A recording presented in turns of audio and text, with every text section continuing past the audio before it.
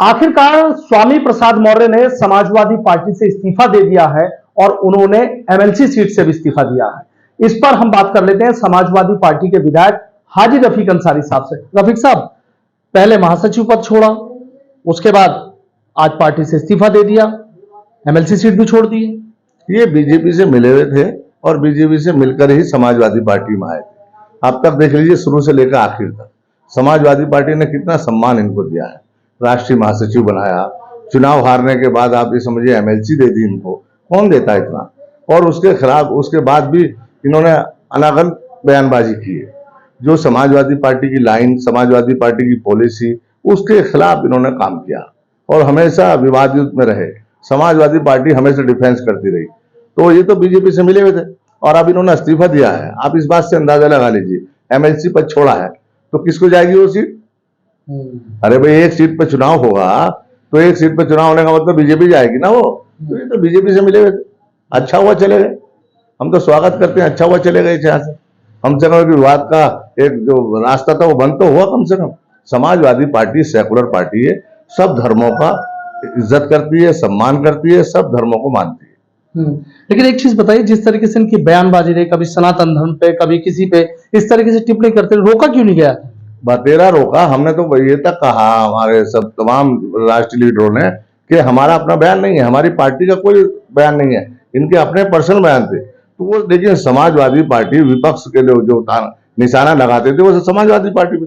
तो हम तो ये मानते हैं समाजवादी पार्टी को नुकसान करने के लिए आए थे और बीजेपी से मिले हुए हैं ये।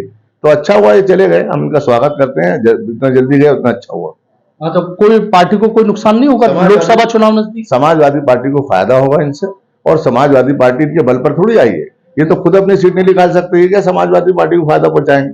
समाजवादी पार्टी का अपना जनाधार है, अपना नीति है, अपनी पॉलिसी है, सब धर्मों का सम्मान इज्जत करती है, सब वर्गों के लोग हमारे साथ हैं। रफीक साहब, जब इतनी चीजें पता थी तो फिर समाजवादी पार्टी में न रख क्यों रखा? देखिए, समाजवादी पार्टी ऐसी पार्टी है, वो कोशिश करती है, किसी को निकालती नहीं है, कोशिश करती है सबको मिलाकर चलने वाली, कि अब भी मान जाए, अब भी सुधार कर लें, अब भी सुधार कर लें, लेकिन नहीं कर पाए, अब वो जाने। अच्छा, तो आपके हिसाब से सही गए? बिल्कुल स्वागत करती है समाजवादी पार्टी ऐसे लोगों का, जिन्होंने समाजवादी पार्टी को नुकसान को जा रहे थे, नुकसान कर रहे थे। समाजवादी पार्टी से बहुत अच्छा हुआ ये चले गए। समाजवादी पार्टी को इसका लाभ होगा, फायदा होगा।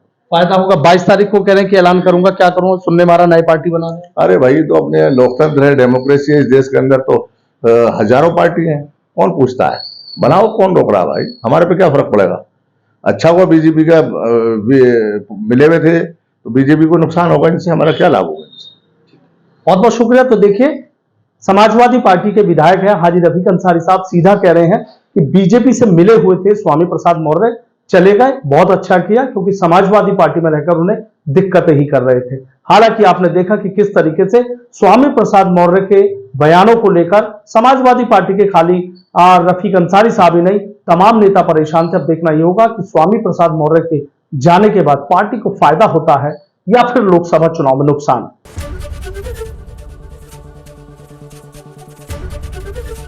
एबीपी गंगा, खबर आपकी, जुबान आपकी।